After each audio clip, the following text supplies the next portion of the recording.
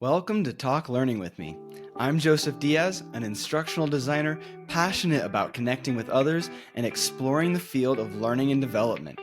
In this podcast, we dive into topics like education, learning science, facilitation, behavior change, and other skills related to personal and professional growth. If you're looking to connect with lifelong learners and discover new insights from talented learning professionals, this show is for you. Today, I'm thrilled to be joined by Beth Cougler Blom, a seasoned facilitator, learning designer, and the founder of BCB Learning.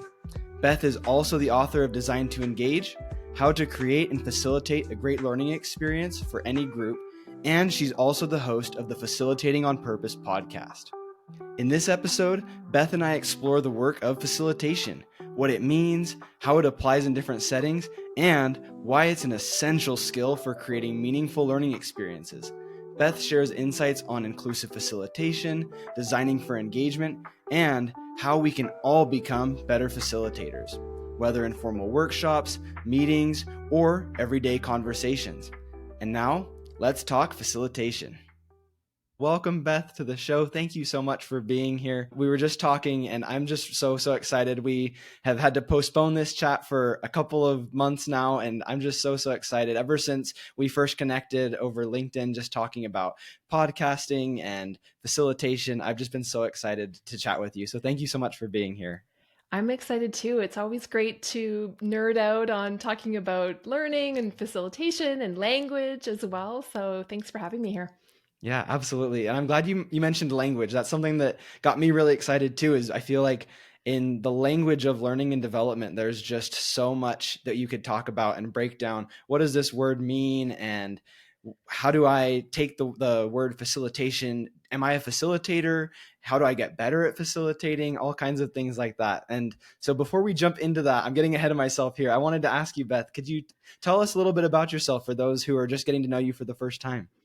Sure, I guess I'll start with some of those terminology things that are sometimes hard to explain, but I'm a facilitator and a learning designer, and I have a company that does this work, a small business, and there's myself and a couple people that I employ in the business, and then we have a couple of subcontractors here and there that support us.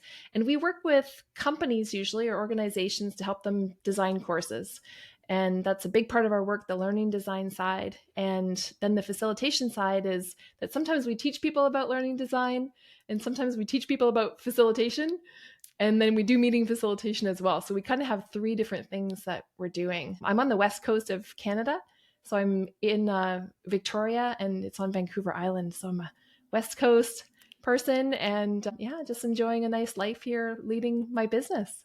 Fantastic. That sounds like a beautiful work life to be managing, and also very busy, managing a team, managing your own business, and then wearing many hats, it sounds like too, which I think sometimes can be one of the most exciting parts about being a learning designer, is all of those hats that we wear and getting to help people learn and create great learning experiences.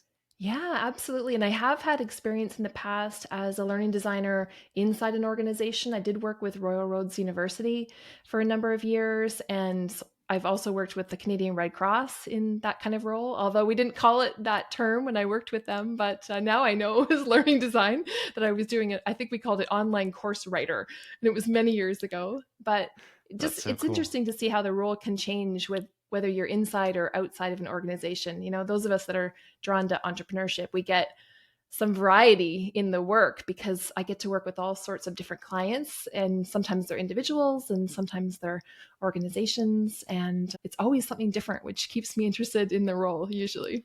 Yeah, that is so cool. And I love that those past experiences designing learning, even though your title wasn't learning designer, it led you down that path of the getting to the work that you do today, which is super cool. And I think that's a whole nother rabbit hole I could go down forever, is just how many different titles there are in the world, where essentially we are just designing learning, helping create good learning experiences. And so you said that now you work for yourself. I'm just curious, Beth, what does a typical day look like in the life of Beth Cougler Blom today? It's Probably a lot of sitting at my desk these days. I have a home office here where I'm coming and chatting with you from, but depends what projects we have, because sometimes we get more facilitation projects and then I'm out and about and doing things in person. And we also facilitate online. So again, I'm here at the office. But this year, for whatever reason, we haven't had a lot of facilitation requests, just kind of speckled throughout the year. So most days this year, I'm at my home office here and working on various types of projects and meeting with clients online usually. So it's a little bit funny sometimes where you don't know what's coming towards you as the next project. And right now I feel like I've had a lot of at my desk projects. I'm kind of waiting for a little bit more let's get out into the world kind of projects to pepper back in. So sometimes I can't control that, but I'm ready for a little bit of more out and aboutness coming forward. Yeah. That's super cool. I love that you mentioned that sometimes there's kind of phases or seasons of the work that you do, that sometimes I feel like, man, I cannot seem to get out of building PowerPoint decks, or all of a sudden I'll have a slump, or not a slump, but a long time where I'm just making e-learning. And I think, wow, is this all I do? And then I'll be facilitating a lot, and it kind of comes and goes in waves. And so I love the way you described those seasons of not as much facilitation right now. It's a little bit speckled here and there, but it sounds like, is that something that you would say maybe charges your batteries, or is kind of an exciting part of the work that you do, is getting to have those facilitation opportunities? Absolutely. And I facilitated something this morning because I'm teaching a 4-week course right now for Royal Roads with a colleague of mine. And it is energizing to meet with the group in Zoom for 2 hours and have those discussions and the activities. It's a liberating structures course that we're teaching right now. But yeah, you just really never know. I mean, I love the times too, just sitting at my desk, pondering over something, trying to be creative. But I think sometimes I'm not super spiritual in terms of the universe kind of woo-woo stuff, but sometimes I think, well, the universe kind of conspires to give us what we want. I remember facilitating quite a lot online, especially, of course, when COVID hit. And I'd been teaching online and helping people teach online for years before that. I think I started in about 2005 with online learning. But I at one point I thought, I'm burned out on this too. And I loved it. I taught people how to do it, but I was doing it too much. And so I started to say, okay, it'd be nice if I didn't have so much online teaching. And then it goes away for a while, right? And now I feel like I kind of want it back. But certainly the in-person I'd love a little bit more now, facilitation too. Yeah, that's so cool. I've definitely seen that myself, that when I am starting to kind of ramp up, at first there's that initial thrill of I'm in charge of these groups and I'm leading discussion, and the energy of the people I'm working with is so much fun. And then maybe it gets to be a little bit too much of facilitating. I think, okay, I think I need a little bit less. It's like there's definitely a fine balance of how much time you can spend, especially with virtual facilitating.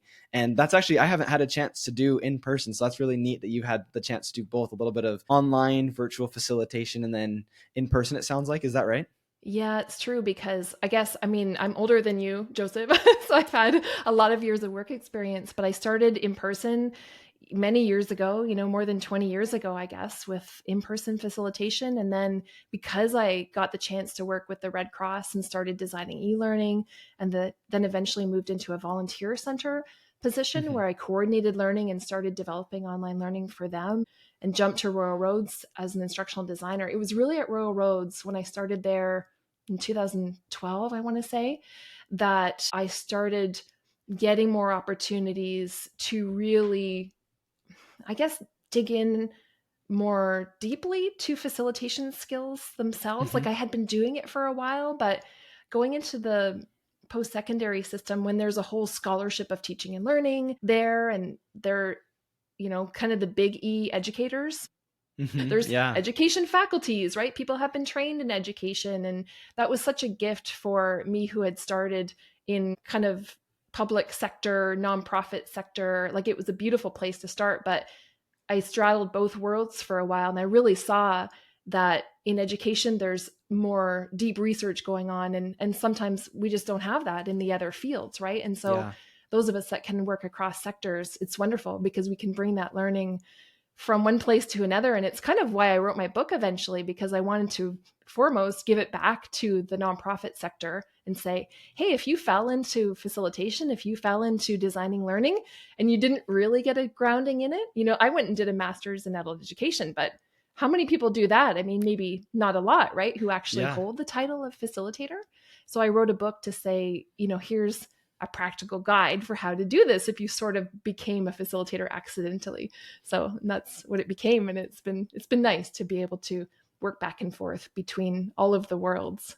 Yeah, that's such an exciting journey, and kind of going from initially in-person instruction and then kind of getting to work towards in-person and hybrid and remote and all of that. And then, like you said, different sectors are different experiences too. And I agree. I've seen some of the different practices from higher ed are totally different from the practices of corporate work. And so it's cool to get to even just talk with people in different sectors and see what they're doing.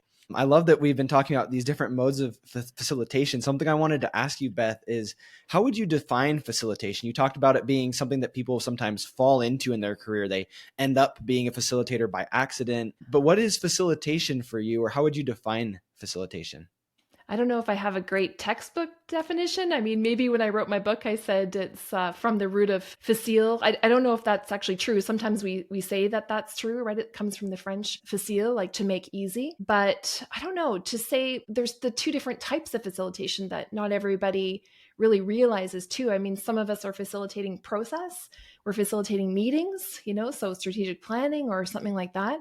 And then some of us are facilitating learning when we're leading courses or workshops. And not everybody uses the same word of facilitation for both of those situations, but I do, because I like to think of it's sort of like a state of mind, right? Or a philosophy, is that when we think of ourselves as facilitating someone's learning or someone's process, we're just supporting the group, aren't we? We don't come in with all of the answers. We collaborate together to find the way. So we have a bit of a plan as people who design the experience, whatever it is, but we're just trying to help something to happen. And that's a very long-winded answer, I guess, about what facilitation is. We're trying to help groups do something process-wise, and we're maybe helping them do something content-wise on the learning side. So it could be one or the other, or maybe a little bit of both, of course. Yeah. That's beautiful. And I love that you kind of had the technical, how would I define this? And I really like that tie into facile that you said in it's kind of a French origin. I know that same word is in other Romance languages like Spanish, Portuguese. So I love that concept of we're making things easier for people. But then I also love thinking about how are we facilitating a process and then also content. That's something that I had never thought of. So I really, really love the way you've simplified such a broad and maybe ambiguous topic and said, well, what are we looking at? Are we looking at processes? Are we looking at content? And how are we making things easier for our learners or the people we're interacting with? Is that the right way of kind of describing facilitation? I think so, right? And not everybody would describe it that way because we're all using different words, and that's part of the problem. I mean, some people might say, well, I'm teaching a course or I'm the instructor for a course. Yeah. But I would say I'm facilitating learning. I'm facilitating a learning experience.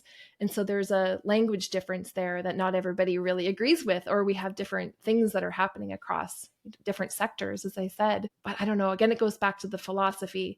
And not everybody thinks about words being philosophies like we might, but facilitation is a philosophy. It's a mindset. It's how we think of ourselves coming in to work with this group. If we come in and think we have all the answers and we're going to just bull in a china shop everything and make the group do what we want, I mean, that's not facilitation, is it? Yeah. I hope that's nothing. I hope no one's doing that.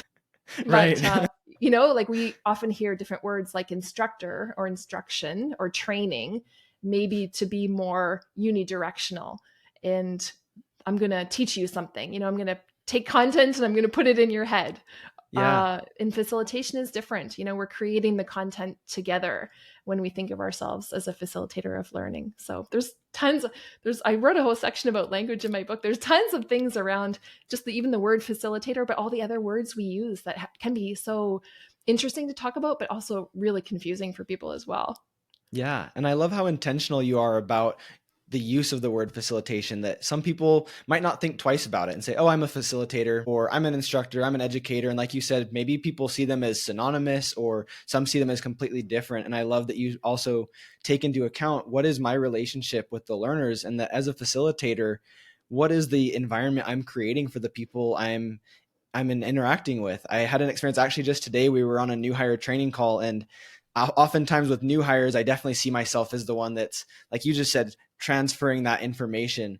But then we actually had a training video, and one of the new hires said, I knew the person in that training video from 10 years prior in my career. And all of a sudden I felt like I was just the one learning of, well, wow, you've worked with the expert himself that's in our training video, and you worked with them a decade ago. Tell me what you learned. I'd love to hear your experience. So I love that you pointed out that facilitating really can be not just coming in and the bull in the china shop and telling everyone what to do and how to do things, but oftentimes we are creating an environment where people can learn, but then also share from their own background, share from their own experience.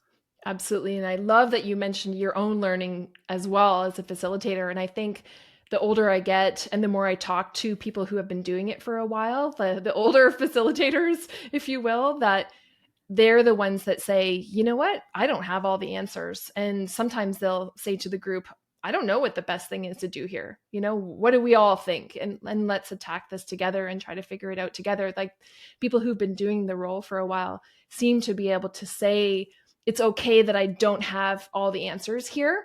And they don't worry about that. And in fact, it's almost a goal to go in and go, okay, let's really do this together and figure this out, because one person cannot hold everything for everyone. Like, especially now in this day and age, I mean, I'm a white middle-aged woman. Like, I don't have all the answers. I have a lot of questions, and I hope the group can, we can all answer them together. So it's a great situation when I learn too from my groups. And that's a really exciting day, isn't it? When someone makes us think and go, well, we haven't come across that before. Okay, let's all learn together. That's wonderful.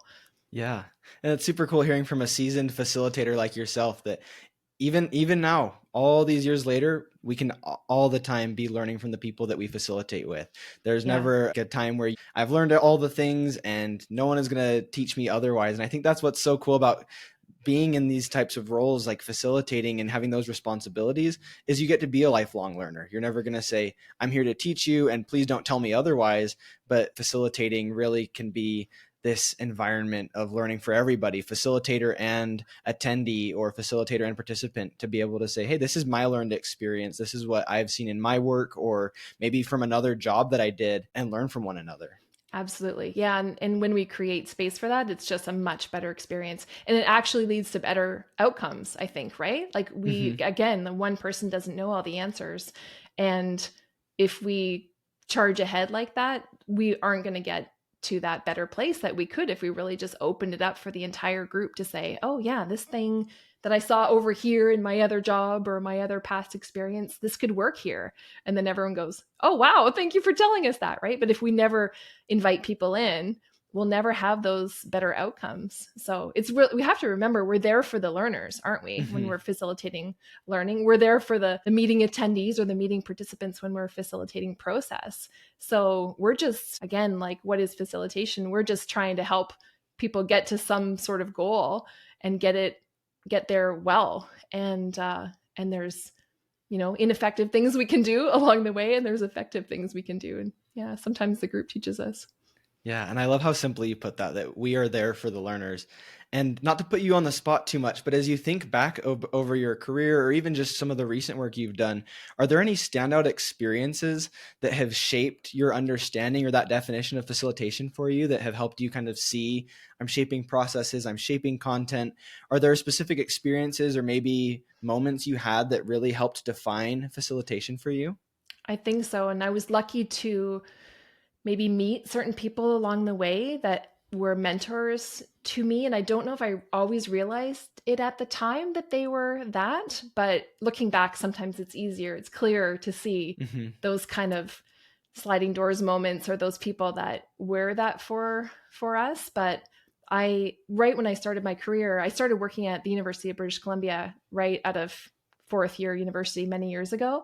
I was in international programs. And so I was on the coordinating the program, right, on the administrative side.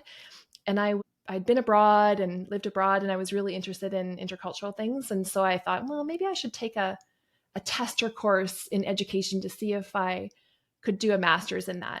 And even I took a third year course, and I had already graduated. So I went back and took this third year course with this professor named Dan Pratt at the time.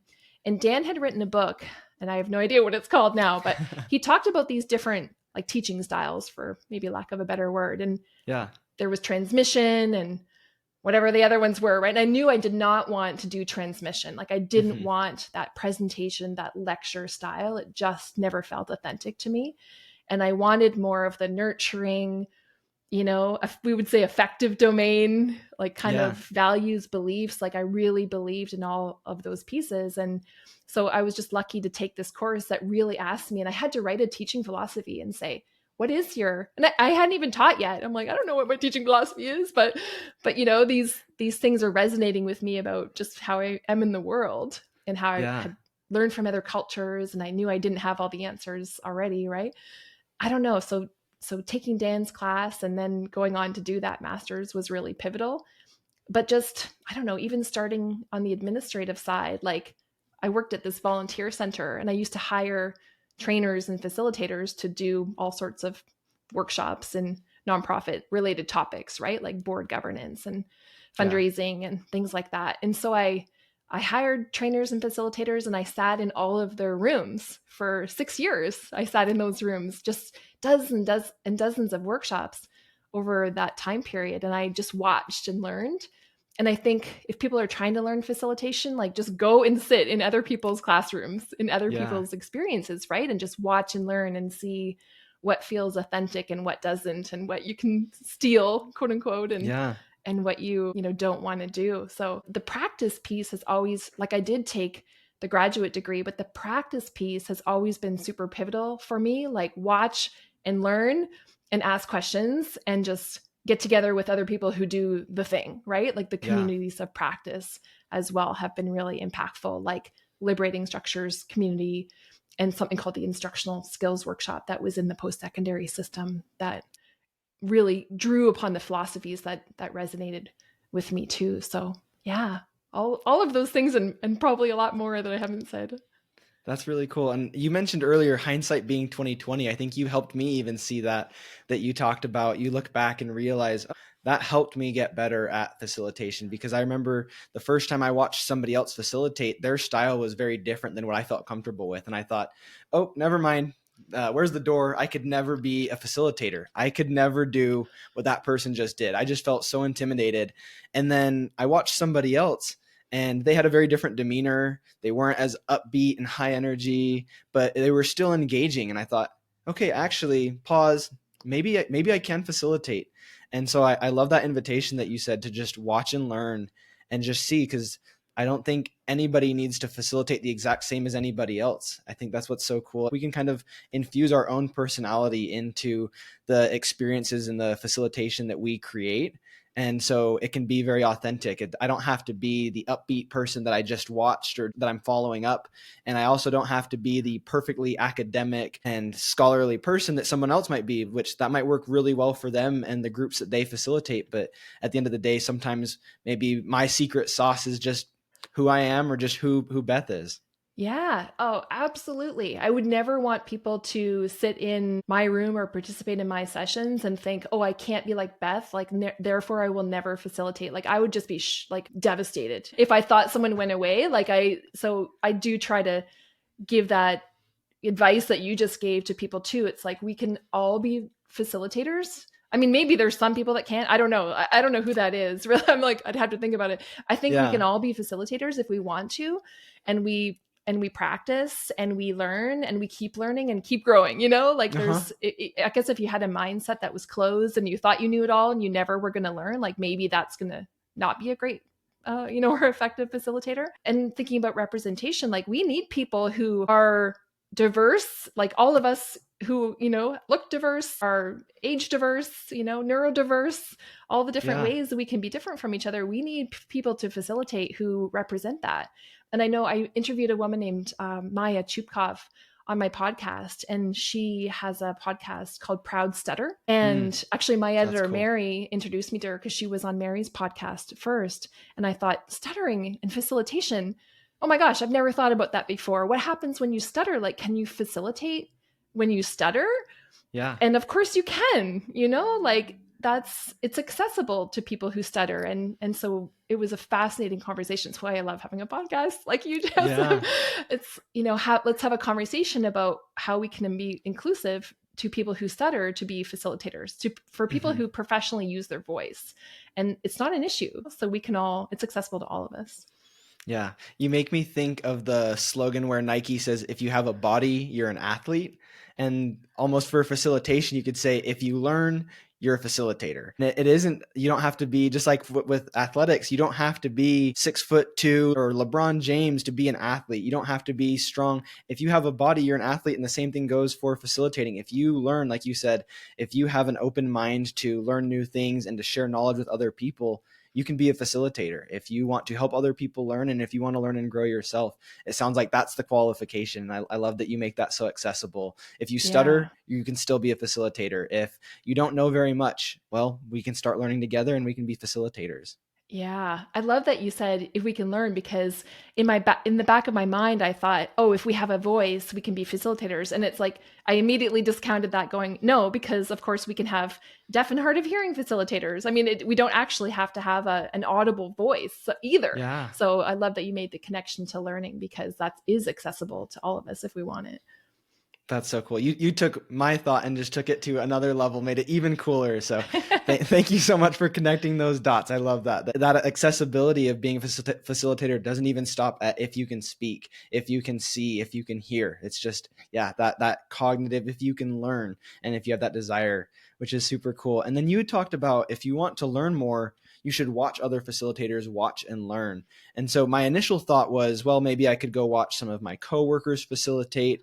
If somebody wanted to learn more about facilitation so that they could watch and learn and they didn't really know where to go, where would you recommend somebody start so that they could kind of get that experience watching and learning other facilitators if that wasn't immediately available in their workplace?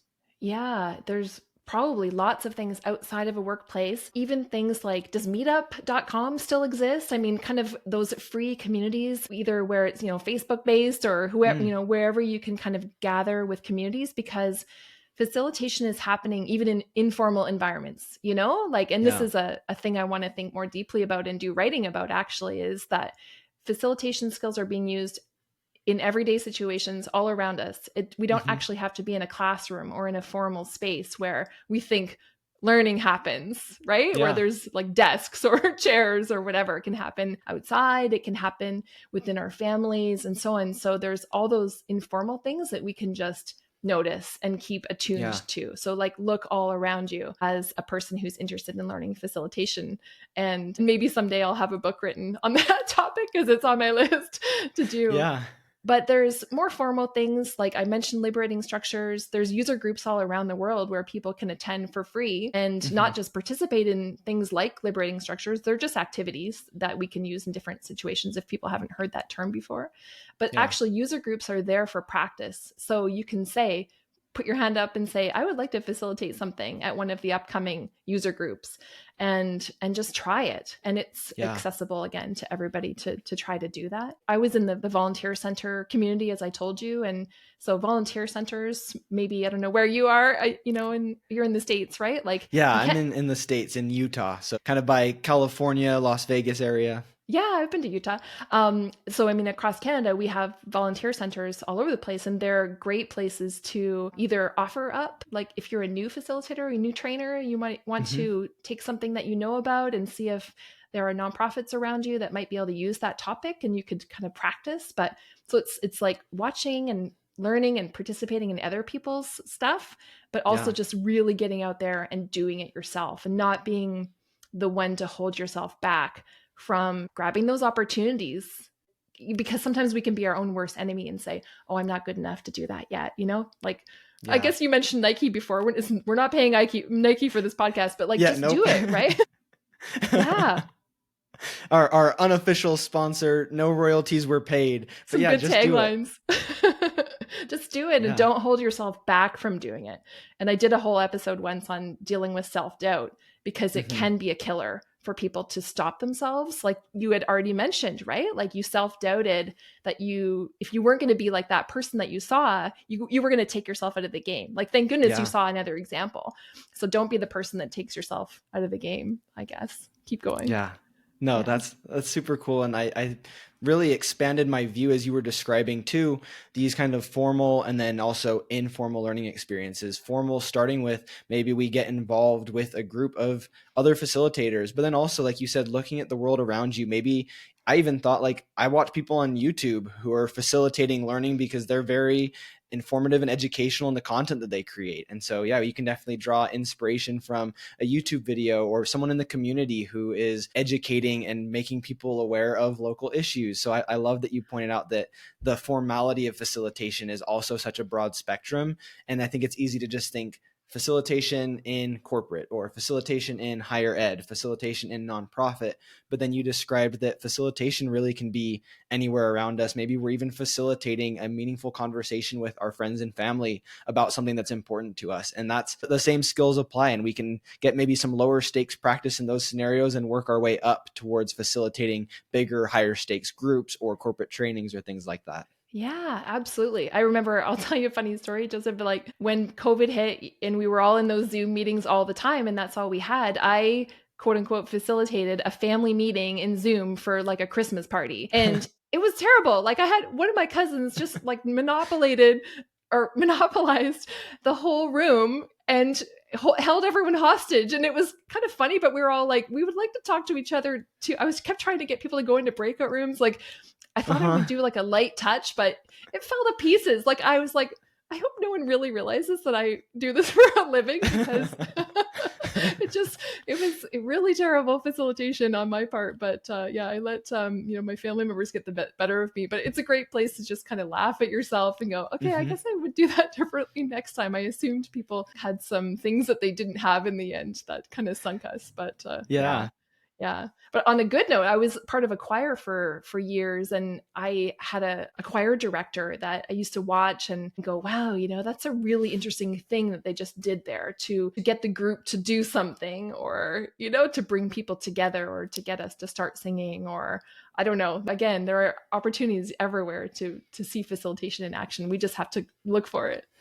Yeah, that's so cool. And I love that story. It's definitely there were those times on Zoom, especially during the pandemic, where what is Zoom etiquette? Who's dominating the conversation, maybe talking a little bit too much, and when can we get into breakout groups, and how do we take turns? Do we use the raise hand function? Should we drop something in the chat? Yeah, I think there's lots to learn, and I think you make a great point too, that depending on the modality, if we're in person, if we're online, or maybe a mix, we meet with the group online sometimes and in person others, the way we facilitate is going to be different. And I think we'll learn over time, depending on the people we're with and where we're at and what the purpose of the facilitation is, whether it's for something that's fun, whether it's for something academic or something that's professional development related. All those experiences come together and teach us and make us better facilitators over time. Yeah, exactly. I mean, it'd be interesting to see how many sessions have we actually been in over the years, right? Like what's the number of things that we have done that kind of all added up to this, like the knowledge that we have today, here and now. I mean, I have no idea. I've never counted things up, but it's a lot, right? Like when you think of all the meetings that you've ever been in. I mean, I'm a parent, so sometimes there's parent type meetings that you're in with teachers and one-on-one meetings, or there's just tons and tons of things that we can be doing to both practice and also notice things that are happening. Yeah. Both effective and ineffective things too. As I said before, sometimes we learn from the pain points or from the ineffective things most of all. The same way at the end of the year, we can get like our Spotify wrap. That'd be cool to be able to get our facilitation wrap, to get all the stats of the number of experiences we had where we facilitated or we participated in some form of facilitation and how did it go. That'd be so cool. And I think you make a great point. Maybe there's not a formal summary of that, but it's something that we can reflect on too and just think, well, what was a recent facilitation experience I had? How was it? What did I like? What did I not like? When I find myself facilitating or in a scenario like that again in the future, what will I do differently? And so it sounds like that's kind of a continuous learning and growth thing that we can all work on and just be aware of as we work on facilitating on purpose, whether that's in the workplace or just in other aspects of our lives. Yeah. And thanks for mentioning reflection, right? Because if we kind of just attended the thing or participated in the conversation and we went on to the next thing and never thought about it, we wouldn't have as deep learning around that. So yeah, way to go for remembering that we actually have to be intentional about our reflection and maybe even write things down or journal about it, or, go back and rewatch the thing that you've recorded. If you've recorded yourself in Zoom, and learn from watching yourself do, and seeing things that went well as well. Cause sometimes it's hard to, you can expect that you see things that were mistakes. But I remember when I worked with the instructional skills workshop, that was one of the things that I really loved and helped me learn too, is that we recorded people teaching 10-minute mini lessons, and people would immediately balk and go, I don't want to be recorded. Yeah. And we go, no, we're trying to catch you do something right. And that's all we're going to show to the group when we record that. And we would pick out a couple little highlights saying, see what he did there. That was really well.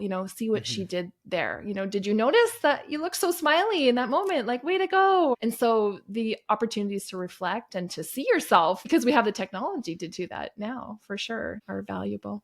Yeah, I think oftentimes we are our own harshest critic. And so when we go back and watch those recordings, I know I was talking with a coworker about this, was we watched an old training call and thought, oh my goodness, look at all the times I was redundant and repeated myself, or the times that I stammered, or did that question make any sense? No wonder nobody answered it. That was so poorly worded. But I love that you also said, don't just look at the bad things to improve. Also look back and say, look what went well. Look how good that question was delivered to the group, or look how well everyone responded to that comment. That was really meaningful. And take those wins and run with them and say, I'm going to do that again. That's what I'm going to keep doing in my work moving forward. So I really love that you pointed that out too, is reflect, look back, but don't just look back for the sake of nitpicking yourself to pieces of all the things we did wrong, but also look back and find those wins and say, I want to recreate that and have that happen again. Yeah. And sometimes we can do that. The classic thing is feedback forms, isn't it? Mm-hmm. I mean, we look at feedback forms and we immediately go to the most negative thing on there and go, I should have done that better. But take it with a grain of salt. I mean, we can't please everybody all the time. It could have been like another facilitator wouldn't have done the thing and they'd be happy with it, or another facilitator could have done the same thing and, they still wouldn't have been happy with, I don't know, whatever, right? Like, we just don't know. Like, we can't be all things to all people, and we never will be. So yeah, again, just kind of be gracious with ourselves. I make mistakes all the time, and it's lucky because I teach facilitation, and so I usually have other people in the room who are learning the field, and so I'll just say, hey, that was a mistake and here's what happened, and I'll kind of drop the curtain and tell them a little bit more about it sometimes, without taking us too much out of what we were doing. But people appreciate that. And actually, in the course I mentioned that we're teaching right now, we got mid-course feedback about that very thing, that they appreciate that we show up as humans and we're failing forward, and we're saying, yeah, we're still making a few mistakes here because we didn't realize Zoom updated that thing and we didn't practice it. And we're like, oh my gosh, where's the annotation button again? Like, we're kind of doing this in front of the group because we made a mistake, right? And go, okay, like, it's okay. We can recover from this. And the group appreciates just, that we're human about it. Yeah, I love that. Take the feedback with a grain of salt. Don't take it too harshly. Use it to enhance and to improve, and know there will be specks of bad feedback, but don't let that be the only thing you take away from participant feedback. Don't just focus so much on, I didn't like this activity, or I didn't like this part, and just say, okay, one person didn't like that. It's good to know. We'll maybe give another option in the future, but also look at the 10 other people who loved what we did. And let's remember that too, that it worked for some people. Yeah. And you mentioned options, which is a great thing too, because, maybe next time we would get ahead of it and just say, I've designed in 2 options here. You can do this or you can do that. And that's great around universal design for learning pieces, right? It's like, again, it goes back to the outcomes and what we're trying to do. And if we're really clear, if we solidify ourselves on the learning design side and go, okay, we've really nailed the outcomes that we're trying to get the group towards, then we can either design those choices in, or we can maybe flex more easily in the moment because we know we're very solid. So, I mean, I called my book Design to Engage because in the end, I thought it's the design. Like, when we spend more time and effort and intentionality on design, it is way easier to facilitate something wonderful and something engaging, which is what people have a lot of problems with, right? Like people are struggling still. It always surprises me. People are still struggling about how to engage. And my whole point was when we design more, when we pay more attention to design and give it the effort that it needs, it's way easier when we get in the room with the group, wherever that room is. Yeah, that's fantastic. And I love that you've got a whole book on that. It's something that can't just be discussed in 10 or 15 seconds, but you got your book Designed to Engage. You got a podcast about facilitating on purpose. I'm curious, Beth, are there any other resources that you would recommend to somebody that wanted to get better at facilitating? So we talked about going and watching facilitating. Are there specific resources, maybe books or videos or tools that you would recommend to somebody who wanted to get better at facilitation? Yeah. Oh my gosh. I have to like almost look around my office and think about the books that I have on my shelf around me. I'm pretty sure I have one behind me that is by a woman named Priya Parker called The Art of Gathering. And it's been around for several years. I want to say maybe even 5 or 6 years at this point. But Priya's from New York City and is a experienced facilitator. And a lot of people, myself included, really have appreciated The Art of Gathering for a lot of intentional pieces around purpose and being really clear with the rules that we're creating together and asking people to adhere to and all sorts of other wonderful things. So Art of Gathering is a great book. I'm trying to think of other pivotal resources. I have so many, but I don't want to take us out of the podcast too much. I'm happy to, if people want to reach out to me to ask me that kind of question, I'm really happy to share a little bit more about what's on my bookshelf. But I tend to, and a lot of us in the field tend to post on social media and just share these kinds of tips. So either myself or you, Joseph, like follow us on those places, right? Like LinkedIn is a great place for our field right now. Instagram, I think a little bit still, but there's a worldwide community of folks just sharing all sorts of things all the time. And actually the podcast has been wonderful for me to meet more of those folks around the world and then have them become part of my network. And so I see what they're teaching the rest of us, right? And so just get in the web of, and not the World Wide Web, but just like that network web of facilitators working and practicing and learning and then sharing with each other, because there's just so many of us, and then we can be more up to date as well. I mean, I wrote a book, like there's something about like something static like that, but social media is probably the most current place that we can go. Yeah. So it's not to be missed for sure.